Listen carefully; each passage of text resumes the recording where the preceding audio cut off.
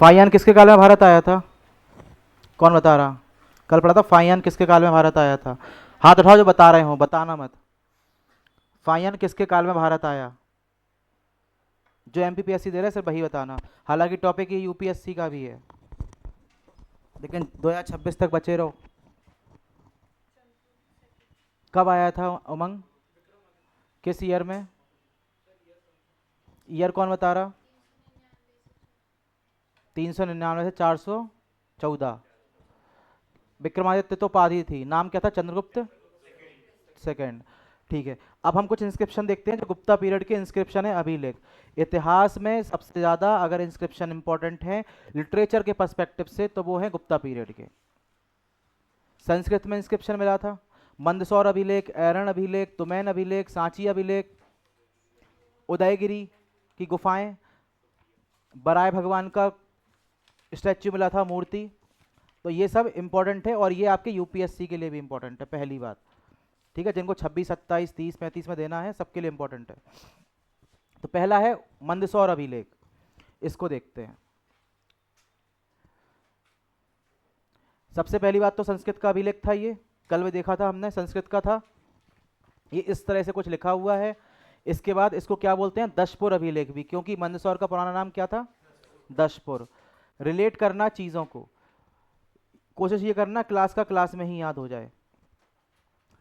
इधर से किस किस के बारे में जानकारी मिलती है? इधर से मिलती है गुप्त शासक कुमारगुप्त टू और औलिकर वंश के शासक यशोधर्मन, इन दोनों के बारे में इनका भी अभिलेख प्राप्त हुआ है। अब देखो, अकेले मध्य प्रदेश से 6 अभिलेख मिलने का मतलब क्या है कि ठीक ठाक साम्राज्य का विस्तार हो चुका होगा मध्य प्रदेश में। उत्तर प्रदेश इनका शुरुआती चरण था, उसके बाद ये कहां पर आए? मध्य प्रदेश में। पहली बात, कुमारगुप्त द्वितीय के दशपुर अभिलेख को उसके कहने पर, उसकी आज्ञा पर संस्कृत भाषा में किसने कन्वर्ट किया था? वत्स भट्टी द्वारा। तो वत्स भट्टी नाम याद रखना, संस्कृत भाषा में कन्वर्ट किया वत्स भट्टी ने दशपुर अभिलेख। वत्स भट्टी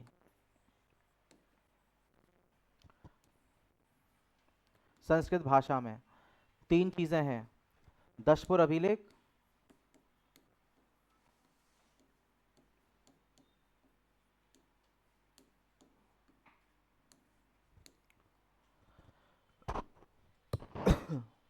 किस भाषा में? संस्कृत। किसने किया था? वत्स भट्टी, ये नाम याद रखना।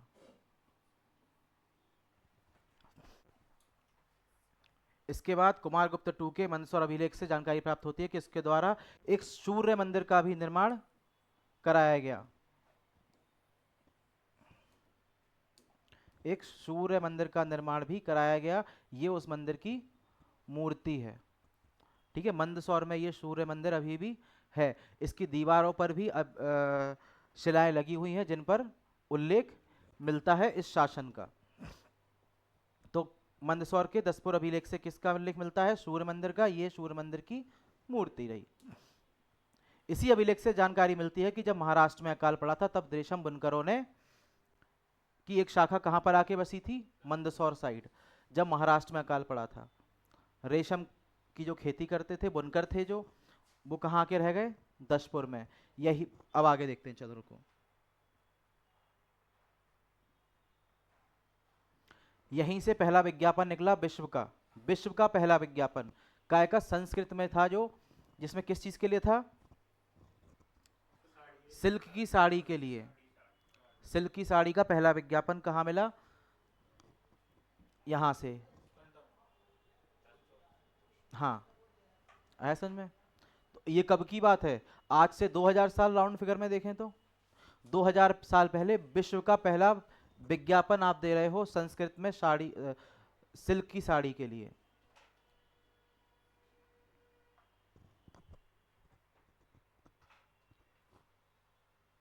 मध्य प्रदेश में कौन से क्षेत्र हैं जो साड़ियों के लिए प्रसिद्ध हैं? चंदेरी की साड़ी, और महेश्वर की साड़ी, और बैरागढ़। चंदेरी की साड़ी की खासियत क्या है? कैसे पहचानोगे कि ये साड़ी चंदेरी की साड़ी है? और डिजाइन में कुछ अंतर? डिजाइन में कुछ अंतर पहचानते हो ना? साड़ी ये चंदेरी की साड़ी, ये बनारसी साड़ी, ये महेश्वरी साड़ी, तो कैसे डिफरेंशिएट करते हैं हम साड़ियों को, डिजाइन को? लड़कियां बताओ।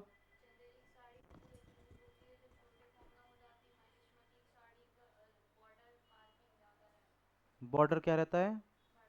बड़ा रहता है। और बनारसी साड़ी?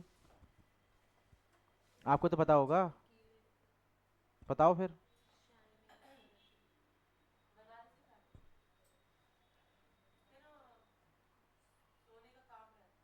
वाह, सोने का काम तो किसी भी कपड़े पे करा लो।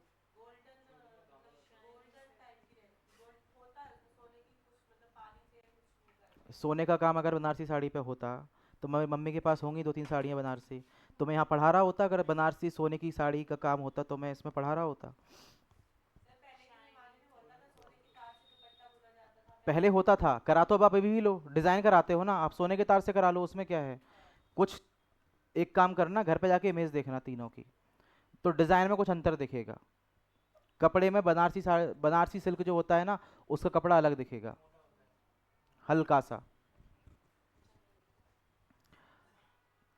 मंदसौर के खिलचीपुरा स्थित सूर्य मंदिर की दीवार से एक अभिलेख मिला, जो एक वेबसाइट द्वारा संस्कृत भाषा में लिखा गया। एक वेबसाइट समूह था, उसका नाम था सुघोष। अगर मैं गलत नहीं हूं तो शायद सुघोष उस वर्ग का नाम था। लिख लो इस नाम को, गूगल कर लेना। घोष तो है, सुघोष है, क्या है गूगल करना पड़ेगा।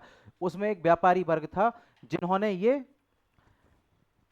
जिनके बारे में उल्लेख है कि जिन्होंने इसमें इसका पुनर्निर्माण या इसका काम कराया था। किसका? सूर्य मंदिर की दीवार से। इस अभिलेख में रेशम की साड़ियों की बिक्री के लिए बढ़ावा देने की बात कही गई है और विज्ञापन भी दिया गया है।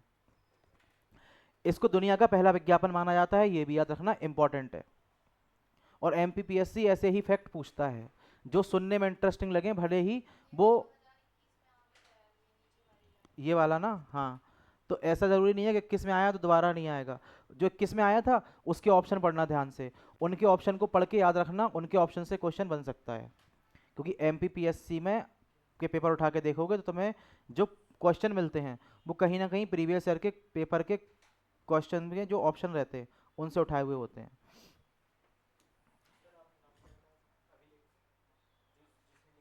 सुघोष वेब लिखा नहीं था, एक व्यापारी वर्ग था सुघोष नामक, जिसने है ना ये लगवाया था, जिसका उल्लेख मिलता है कि उन्होंने इसका निर्माण कराया, उन्होंने इसको लिखवाया, उनके द्वारा ये लगाया गया।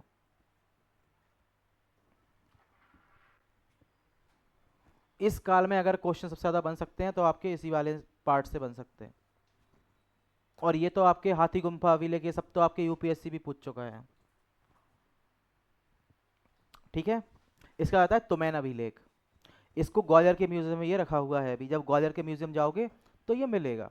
ये अभिलेख अशोकनगर जिले के तुमैन नामक स्थान से प्राप्त हुआ, जिसको वर्तमान में ग्वालियर के संग्रहालय में रखा गया है।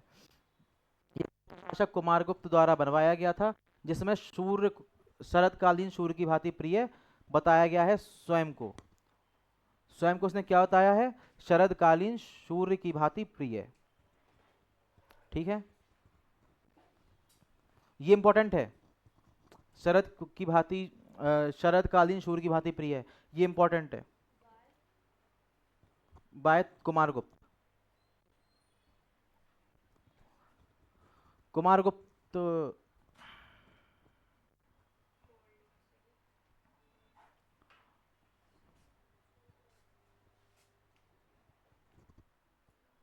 कुमारगुप्त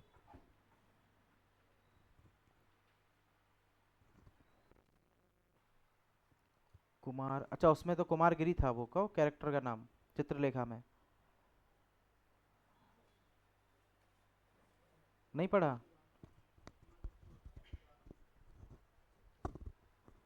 पढ़ी है? पढ़ी है? कुमारगिरी था, कुमारगुप्त था।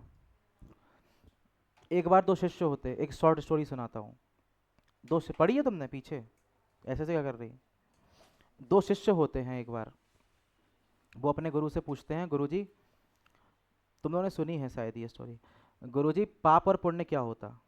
पाप और पुण्य, अब ऐसे अगर हम सोचें तो सबकी नज़र में पाप की डेफिनेशन अलग अलग होगी। मैं हो सकता कोई चीज़ मेरी नज़र में पाप ना हो, सामने वाले की नज़र में पाप हो सकता किसी चीज़ को मैं पुण्य मानता हूँ, सामने वाला पाप मानता हो। तो वो बोलते कि है ना गुरुजी पाप और पुण्य क्या होता, पाप और पुण्य कैसे डिफरेंशिएट करेंगे? इसका उत्तर गुरु के पास भी नहीं था उनके। तो गुरु बोलते कि मेरे तो पुराने शिष्य हैं, तो मैं उनके पास भेजता हूँ। एक जन को बोला तुम उसके पास जाओ, तुम उसके पास जाओ, मैं उनको बोल दूंगा, वहाँ पे रहना और उनको ऑब्जर्व करना, और मैं उम्मीद करता हूँ तुम्हें तुम्हारे प्रश्नों का उत्तर मिल जाएगा। उन दोनों शिष्यों का नाम रहता है, एक का नाम रहता है श्वेतांग, एक का नाम रहता है,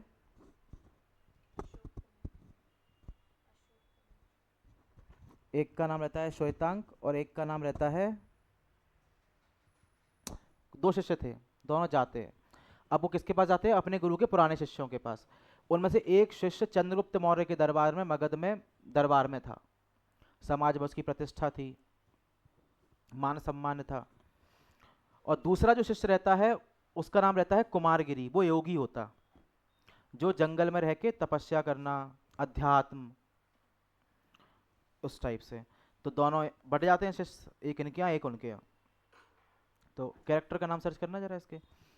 तो है ना जात, अब वो दोनों जन वहाँ पे रहने लगते और ऑब्जर्व करने लगते, क्योंकि गुरु ने भेजा था उनको लौट के गुरु को जवाब देना है पाप क्या है पुण्य क्या है। तो अब जो श्वेतांग था वो जाता है बीजगुप्त के यहाँ, जो बीजगुप्त चंद्रगुप्त मौर्य के दरबार में है, उसकी सोसाइटी में बहुत। हाँ, और शिष्य कौन थे दोनों? तो विशाल देव। तो विशाल देव जाता है जंगल में, जो योगी रहता है उनके पास। तो कहता है यही तो पुण्य है, ये कोई गलत विचार नहीं, अच्छे विचार, अध्यात्म, ईश्वर की आराधना, ध्यान करना। दूसरा जाता है श्वेतांग बीजगुप्त के यहाँ, बीजगुप्त का बहुत बड़ा सा महल, मगध में दर उसकी अच्छी रिस्पेक्ट, लोग उसके पास अपनी समस्याएं लेके आते हैं, दरबार में उसकी रिस्पेक्ट। और लेकिन उसने क्या देखा वहाँ पे कि पर डे शाम को महफिल लग रही है, नर्तकियाँ आ रही हैं, नाच रही हैं, शराब परोसी जा रही है, तो बोलता है ये तो पाप है, ये तो पाप है, और लोग इसकी इतनी रिस्पेक्ट कर रहे हैं एक पापी होके। अब ये दोनों शिष्य बीच बीच में मिलते रहते थे एक दूसरे से और अपने अपने एक्सपीरियंस शेयर करते थे। तो ये बोलते थे कि यार मैं जिसके यहाँ रह रहा हूँ वो तो एकदम पापी है, ऐसा ऐसा है, नर्तकियाँ आती हैं, शराब परोसी जाती है। दूसरा बोलता कि मेरा तो बहुत अच्छा है, अध्यात्म है, भगवान गुरु की बातें और ध्यान करना, अध्यात्म के एकदम ऐसे। बीजगुप्त के दरबार में एक नर्तकी आती थी जिसका जिसका नाम था चित्रलेखा, पर डे आती थी, और बीजगुप्त उसकी रिस्पेक्ट करता था बहुत। और ये वो देखता था शिष्य जो आया था सीखने, वो पर डे देखता था कि ये तो। अब जो चित्रलेखा थी वो सुंदर थी, नर्तकी थी, रथ से आती थी, उसका खुद का महल था नगर के बाहर। तो धीमे धीमे मालूम चला उसको कि जो बीजगुप्त है वो प्रेम करता है चित्रलेखा से, और कुछ समय बाद उसको वो विवाह के प्रस्ताव देता है। लेकिन चित्रलेखा मना कर देती है सिर्फ इसलिए क्योंकि उसे पता है कि सोसाइटी में उसकी रिस्पेक्ट नहीं होगी। उस समय पे नाचने गाने वालों को उतनी इज्जत नहीं दी जाती थी। तो उसने सोचा कि भाई अगर मैं इससे विवाह कर लूंगी तो सोसाइटी में इसकी भी तो एक इमेज है, मेरी तो चलो नहीं है, इसका तो सम्मान है, वो सम्मान कम हो जाएगा। तो वो नहीं करती है, और वो अपना सब महल छोड़ के, अपने दास दासियां छोड़ के चली जाती जंगल में, आध्यात्मिक हो जाती वो। और यहाँ पे जंगल में चली जाती है और जाके वो मिलती किससे है? उससे, कुमारगिरी से, जो तपस्या कर रहे होते हैं। और वो उसको अपने आश्रम में शरण दे दे। पहले वो मना करते बहुत कि मैं अपने आश्रम में किसी स्त्री को नहीं दे सकता, देवी शरण ये वो मना लेती है और वो वहीं पर रहने लगती है और आध्यात्मिक हो जाती। और यहाँ पे जो बीजगुप्त है, अब उसको तो उसका प्रपोजल तो रिजेक्ट कर दिया था, तो उसके पास फिर एक शादी का प्रपोजल आता है। यशोधरा नाम की लड़की थी, उसके पिता जो थे राजा थे, उनने उसको प्रपोजल दिया शादी के लिए। तो इसने बोला कि आप अपनी बेटी की शादी मुझसे कैसे कर दोगे, मैं तो किसी और के प्रेम में हूँ जो नर्तकी है। तो उसके पिता बोलते कि हमें इससे कोई फ़र्क नहीं पड़ता, वर्तमान में तो आपके जीवन में नहीं है वो, तो मैं तैयार हूँ करने के लिए। तो पहले ये सोचता है, विचारता है, बहुत ज़्यादा सोचता, फिर सोचता चलो ठीक है, कल जाके मना बोल दूंगा कि हाँ ठीक है मैं विवाह करने को तैयार हूँ, मुझे भी तो अपने जीवन में आगे बढ़ना है। ये सब होता। उसी दिन रात में वो उसको पता चलता क्या कि उसके यहाँ जो शिष्य था बीजगुप्त, बीजगुप्त के यहाँ पे श्वेतांग, वो रो रहा है, उसको प्रेम हो गया है उस यशोधरा से जिसको वो कल हाँ करने वाला था शादी के लिए। तो वो अगले दिन जाता है और उसको लड़की के पिता से बोलता कि मैं तो विवाह नहीं कर सकता लेकिन मेरा शिष्य है वो विवाह कर लेगा। तो वो तैयार नहीं हुए कि हम उससे कैसे विवाह कर देंगे, उसके पास है ही क्या। तो वो ये बोलता है बीजगुप्त कि अगर प्रश्न ये है सिर्फ कि उसके पास है क्या, तो मैं अपनी पूरी संपत्ति, महल, सब कुछ उसको दान कर देता हूँ आज से। तो बोलते ठीक है ऐसा कर दो, मुझे क्या दिक्कत है। तो वो कर देता दान। वहाँ पे उनके आश्रम में है ना चित्रलेखा रहने लगती है, तो कुमारगिरी की तपस्या भंग हो जाती है। अब फिर दोनों मिलते हैं। अब फिर बात उठती है क्या कि पाप क्या है और पुण्य क्या है। तो उसमें संवाद है दोनों का कि जहाँ पे दोनों ये सोच रहे थे कि वहाँ पर बीजगुप्त जो पापी है सुबह शाम शराब में डूबा हुआ है, नर्तकियाँ आ रही हैं, उसके एक काम से उसका पूरा पाप पुण्य में बदल गए कि उसने सब कुछ दान कर दिया किसी के लिए। और वहाँ पे जो जिंदगी जो पूरे टाइम तपस्या कर रहा था, आध्यात्मिक था, एक स्त्री को शरण देने से उसके सारे पुण्य काय में बदल गए, पाप में। तो ये था इसकी स्टोरी की भाई, बेसिक ये था कि पाप और पुण्य की डेफिनेशन हम और आप डिसाइड नहीं कर सकते। पाप क्या है पुण्य क्या है ये डिपेंड करता है सिचुएशन पे। ठीक है, आओ अब टॉपिक पे वापस आते हैं। ये मैंने ऐसे ही सुना दिया थोड़ी चेंज हो। तो ये आ गया सूर्य की भांति। इसके आता है उदयगिरी अभिलेख, ये बहुत इंपॉर्टेंट है और ये दोनों के लिए इंपॉर्टेंट है, चाहे यूपीएससी हो चाहे एमपीपीएससी हो। इसको संस्कृत भाषा में किसने बनवाया था? चंद्रगुप्त टू विक्रमादित्य के मंत्री वीरसेन द्वारा। इधर पे सबसे इंपॉर्टेंट चीज मिली है, वो मिली है क्या? ये विष्णु भगवान की मूर्ति। ठीक है, उदयगिरी की गुफा, जो केव्स हैं उदयगिरी की केव्स, उदयगिरी की गुफा से क्या मिला है? विष्णु भगवान की मूर्ति जो शेषनाग पर लेटे हुए हैं। ठीक है, अच्छा ये कौन होगा नीचे यहाँ पे साइड में? कि नारद जी?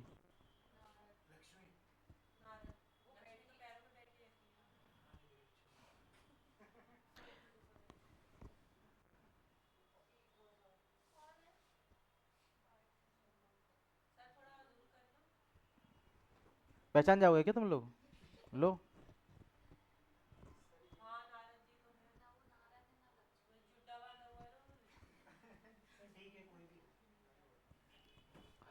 ठीक है, ये अभिलेख विदिशा के कहाँ से मिला है? उदयगिरी की गुफाओं से। इंपॉर्टेंट है, विदिशा के उदयगिरी की गुफाओं से मिली है। कहाँ क्या मिला है? भगवान विष्णु की मूर्ति मिली हुई है। लिख लो, इसको लिखते जाओ। इसके बाद इस अभिलेख में शंकर नाम के एक व्यक्ति की चर्चा की गई है जिसके द्वारा उदयगिरी की गुफाओं के प्रवेश द्वार पर पार्श्वनाथ की मूर्ति को स्थापित किए जाने का वर्णन है। पार्श्वनाथ कौन थे? जैन धर्म में 23वें तीर्थंकर। ये अभिलेख पर उल्लेख है वीरसेन नामक मंत्री का, जिसने इसको बनाया था, लिखा था, लिख लेना, वीरसेन। ये अभिलेख वीरसेन मंत्री द्वारा उत्कीर्ण किया गया जो चंद्रगुप्त मौर्य के दरबार में मंत्री था। इसे संस्कृत और ब्राह्मी लिपि में लिखा गया है, ये भी अलग से ऐड कर लेना। संस्कृत और ब्राह्मी लिपि में लिखा गया है उदयगिरी का अभिलेख। हाँ, ब्राह्मी लिपि में क्यों लिखा गया? क्योंकि किसका किसका उल्लेख है साथ में? पहले तीर्थंकर कौन थे जैन धर्म के?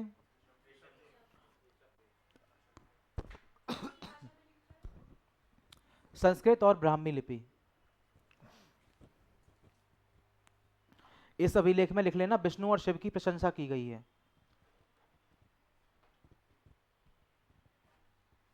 विष्णु और शिव।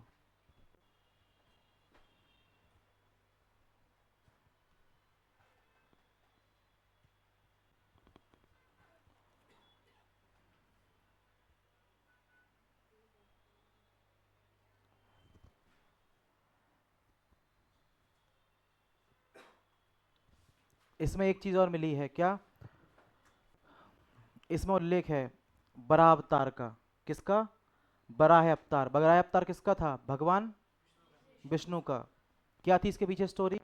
एक राक्षस था जो पृथ्वी को कहाँ ले गया था उठा के? पाताल लोक में। तो फिर लोगों ने प्रार्थना की, किससे? विष्णु भगवान से।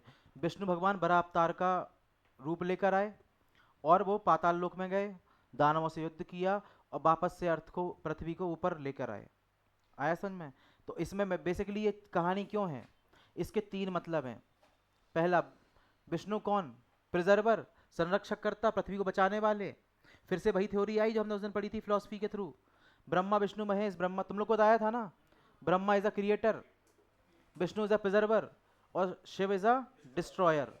ये है नेचर का बैलेंस, कि जो चीज एक कोई चीज पैदा होती है, फिर वो चीज अपने जो उसका उच्चतम रूप होता है, पौधा है तो वृक्ष बनेगा, और फिर धीमे धीमे धीमे धीमे वो वापस से प्रकृति में ही खत्म हो जाती है।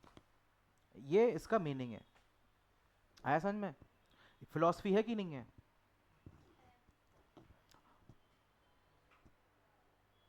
फिलॉसफी पढ़ना कभी समय मिले तो, जब एक बार बेस क्लियर हो जाए तो फिलॉसफी पढ़ना। ये बताऊं मैं तुम्हें, चाहे हिस्ट्री हो, चाहे ज्योग्राफी हो, चाहे पॉलिटी हो, चाहे इकोनॉमी, पॉलिटी तो चलो बाद में आया, अगर हिस्ट्री के पर्सपेक्टिव से देखें तो पॉलिटी में पॉलिटी भी आपको कुछ हद तक हिस्ट्री से रिलेट करता हुआ मिलेगा, क्योंकि पॉलिटी का जन्म भी तो हिस्ट्री से ही हुआ है।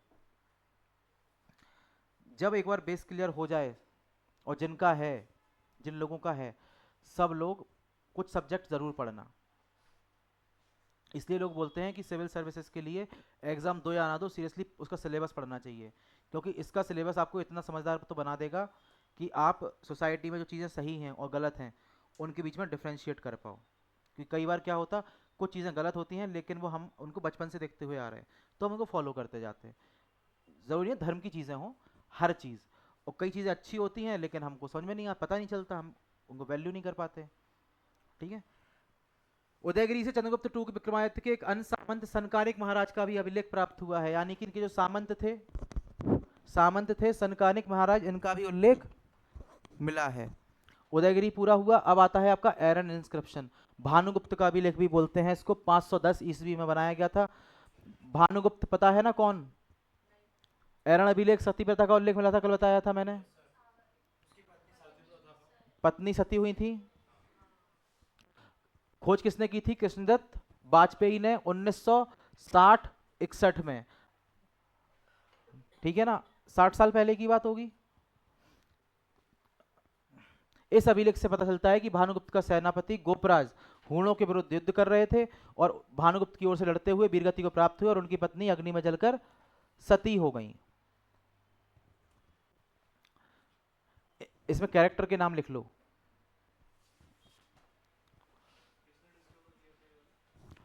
ये डिस्कवर किया था आपका कृष्णदत्त वाजपेयी, ये वहीं की है,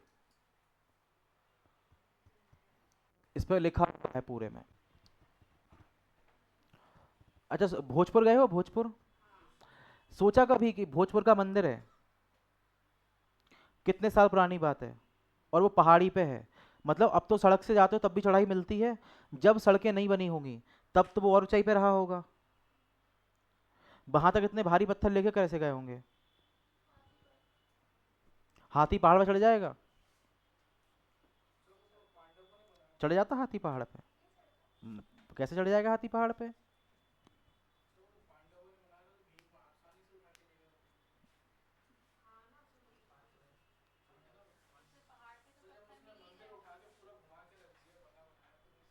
तो पत्थर अगर पहाड़ पे मिले तो काटने के निशान पत्थर के उसके मिले नहीं हो, कटिंग के निशान नहीं मिलते? इतने बड़े बड़े पत्थर सेम शेप में आपने काटे हुए हैं, और उसकी ब्यूटी क्या है, उनको किसी चीज से चिपकाया नहीं है, मसाला नहीं लगा उनके बीच में, एक पत्थर दूसरे पत्थर के ऊपर रखा हुआ है सिर्फ। पीछे मंदिर के पीछे स्लोप बनाई होगी, जो हिस्ट्री बोलती है मिट्टी की, ऐसे फिसल पट्टी टाइप की, जमीन तक बहुत लंबी, और उधर से फिर हाथियों से पत्थर बांध के खींच के ऊपर लाए होंगे। डायरेक्ट हाथी पहाड़ पे नहीं चढ़ पाएंगे।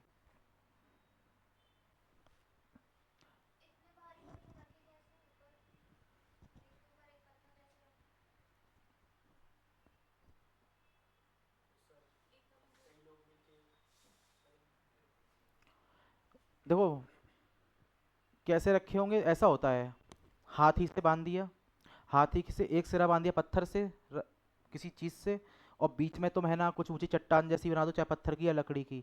अब हाथी आगे जाएगा तो पत्थर ऊपर उठेगा। समझ में आया मैं क्या बोल रहा? कि उसकी नहीं आया समझ में? हाँ, कि मान लो, एक चीज बताओ ना, मेरे पीछे पत्थर बांध दो, मैं आगे बढ़ूंगा, पत्थर नहीं खिसकेगा। और बीच में एक लकड़ी फंसा दो ऐसी, पत्थर ऊपर नहीं उठेगा फिर उस साइड से। सबसे प्राचीनतम साक्ष्य माना जाता है सती प्रैक्टिस का, सती प्रथा का, एरन अभिलेख से। यहाँ से प्राप्त 12 मूर्ति अभिलेख में हूण शासक तोरमान का जिक्र है। बराह अवतार की जो मूर्ति थी, इससे हूण शासकों का भी उल्लेख मिलता है, जो हमने इसके पहले पढ़े थे।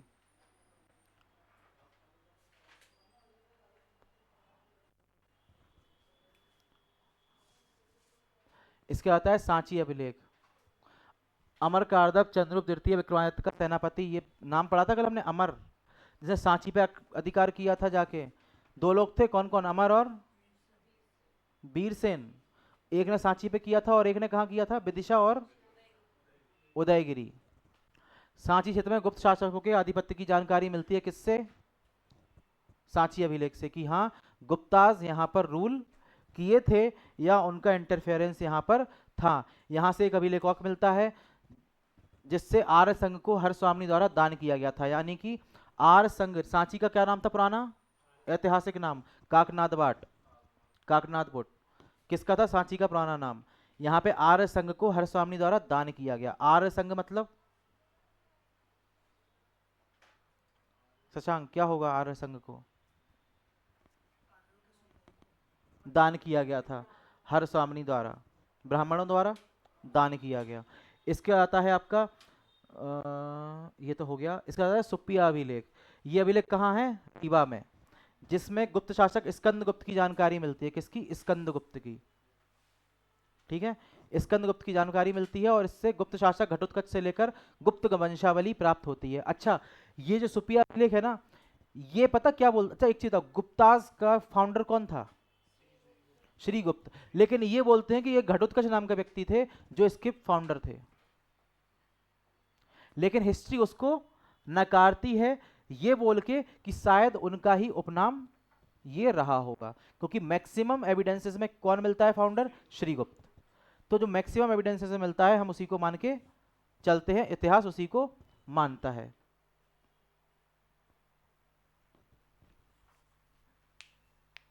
चलूं आगे?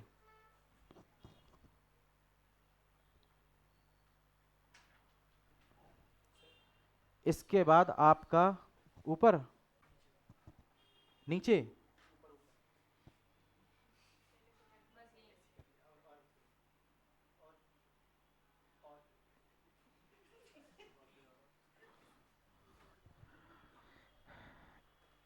हिस्ट्री की, जो एमपी की हिस्ट्री है उसका पहला टॉपिक कंप्लीट हो गया आपका। इसके बाद पहला टॉपिक क्या था? हाँ, अब सेकंड टॉपिक क्या है? एमपी का कंट्रीब्यूशन काय में? फ्रीडम स्ट्रगल में। हो गया, सुप्पिया अभिलेख भी हो गया। इसके बाद देखो गुप्तकालीन मंदिर और वो कहाँ पर हैं। पहला है भूमरा का शिव मंदिर, एक मुखी शिवलिंग है। कहाँ पर है ये? नागौद सतना, जिला सतना में। दूसरा है खो मंदिर, ये कहाँ है? सतना में ही। तीसरा है नचना कुठार का पार्वती मंदिर, मोस्ट इंपॉर्टेंट है। ठीक है, ये एक बार नहीं आया है और मोस्ट इंपॉर्टेंट है। नचना कुठार का पार्वती मंदिर कहाँ का है? कहाँ पर है? अजयगढ़ पन्ना। इसके बाद आता है आपका चौमुखनाथ शिव मंदिर, अजयगढ़ पन्ना। इसके बाद आता है आपका तिगवा का विष्णु मंदिर, इंपॉर्टेंट है। तिगवा का विष्णु मंदिर यूपीएससी के पर्सपेक्टिव से भी इंपॉर्टेंट है। और कंकाली माता मंदिर, इसकी खोज किसने की थी? अलेक्जेंडर कनिंगम ने। कहाँ पर है? बहोरी बंद कटनी में। और लास्ट का है एरन का विष्णु मंदिर, जो कहाँ पर है आपका? सागर में। इन सबको लिख लो।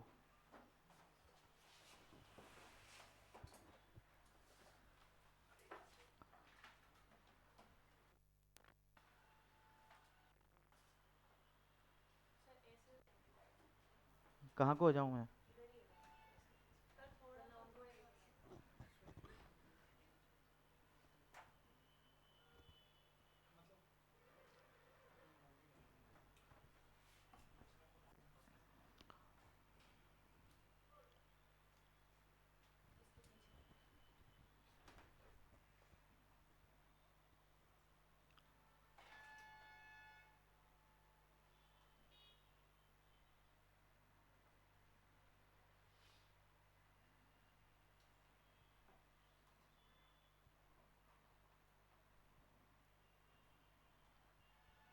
कितने घंटे पड़ रहा है जिनको एमपीपीएससी देना?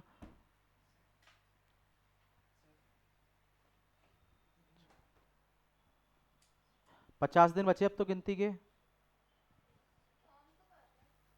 आ जाएगा बस, जल्दी आने वाला है। आपको देना है एमपीपीएससी इस बार? पहला अटेम्प्ट है?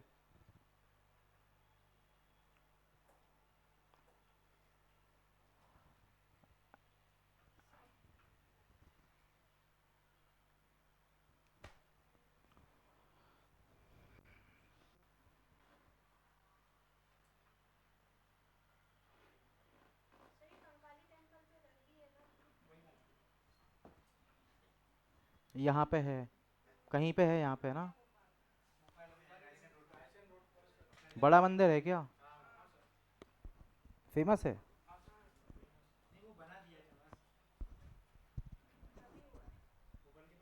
पुराना है कि अभी बना है? भोपाल में तो बहुत मंदिर हैं।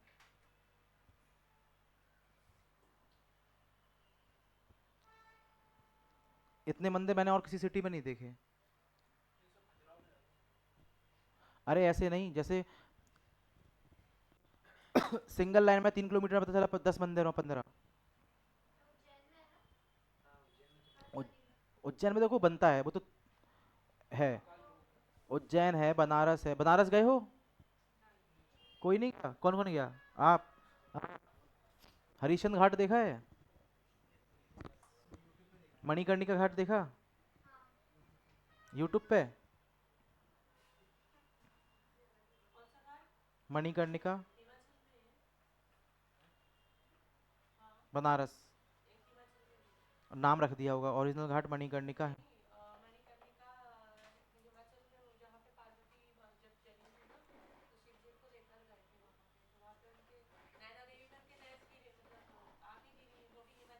हाँ।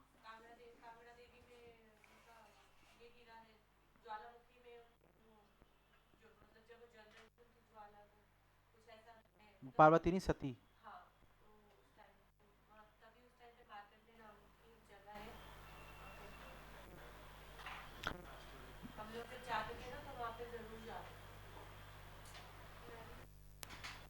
बनारस? नहीं, हरिश्चंद्र घाट है, मणिकर्णिका घाट है।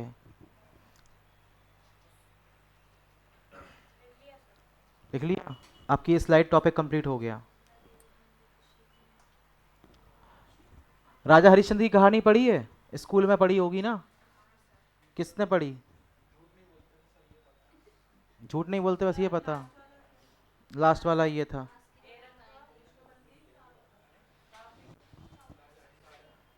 पढ़ा है राजा हरिश्चंद्र के बारे में? कहाँ के राजा थे? पढ़ा है राजा हरिश्चंद्र? तुमने स्कूल में राजा हरिश्चंद्र नहीं पढ़ा? पढ़ा था? ये टॉपिक कंप्लीट हो गया।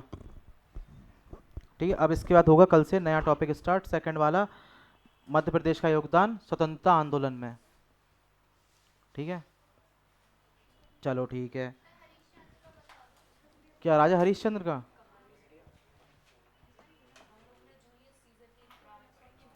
राजा हरिश्चंद्र राजा थे और बहुत फेमस थे अपने बचनों के लिए। कहाँ के थे? कौन बता रहा कहाँ के थे?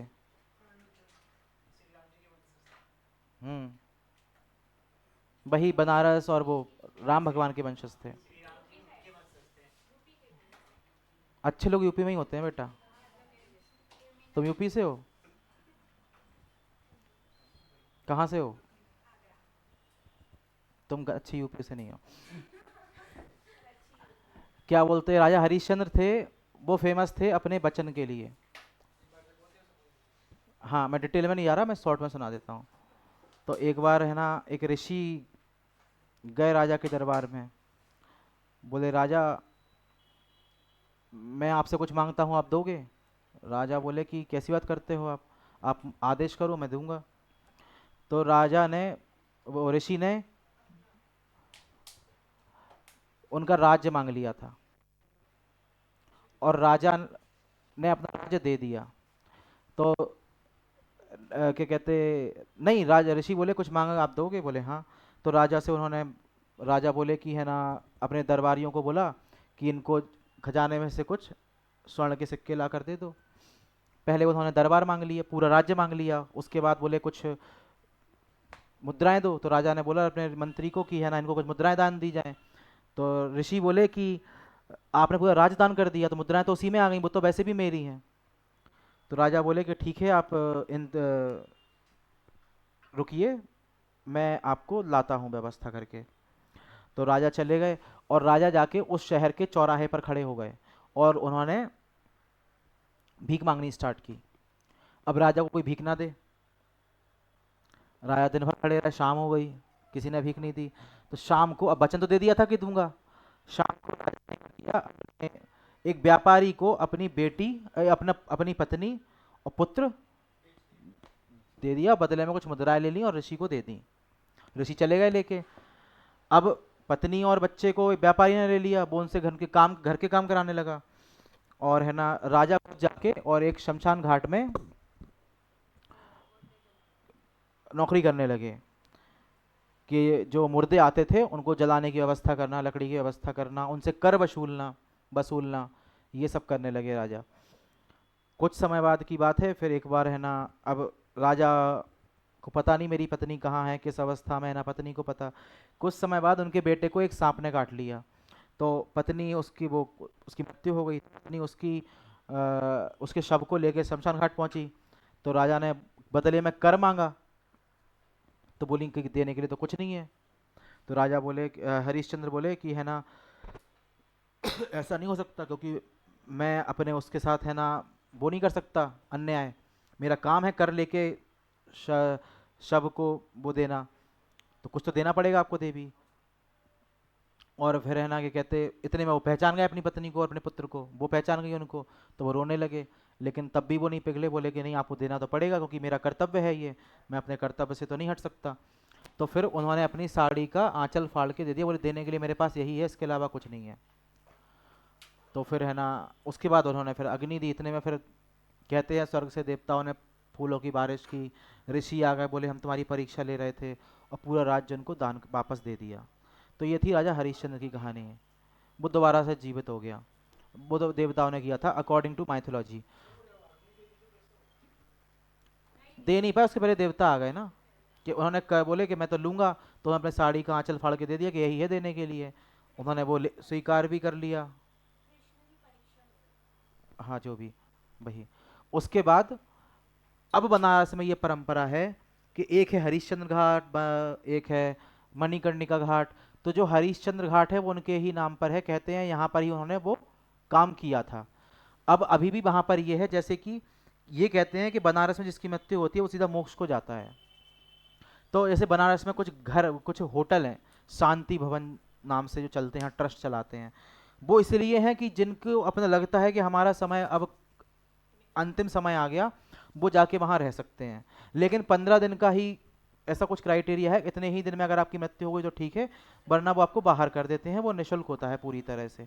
तो अब ये भी है, डोम बोलते हैं, डोम, जो लकड़ी बेचता है वो, उस कम्युनिटी को डोम बोला जाता है, जो अंतिम संस्कार के लिए लकड़ी देता है। तो अभी भी यही है, मणिकर्णिका घाट है, वहां पर लोग जाते हैं, कई लोगों की आखिरी इच्छा होती है कि हमारा दाह संस्कार वहीं पर हो। तो लकड़ी एक ही जगह से आती है, और ये माना जाता है कि ये उसी के वंशज हैं, जो डोम राजा था उस समय पर, जो लकड़ियां देता था शमशान घाट में। तो अब वो परंपरा बन गई। तो वहां पर यही है मणिकर्णिका घाट। तो एक तरह से ये भी है कि भगवान शिव, कहते हैं शिव के त्रिशूल पर टिकी हुई है काशी। और शिव मतलब मृत काल, मोक्ष, वही तो दे सकते मोक्ष। तो लोग वहीं जाते हैं, और मणिकर्णिका घाट पे के लोग, और अब तो एक ट्रेंड आ गया मणिकर्णिका घाट जाने के, विजिट करने का, वहां पर जाके बड़ी डीप उसमें पोएट्री लिखने का।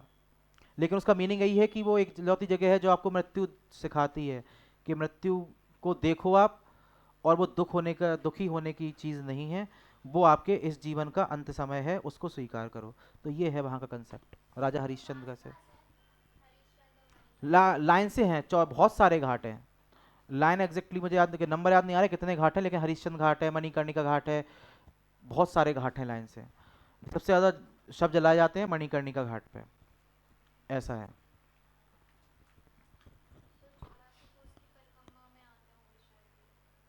नहीं, 84 कोस की परिक्रमा तो अलग है। हाँ,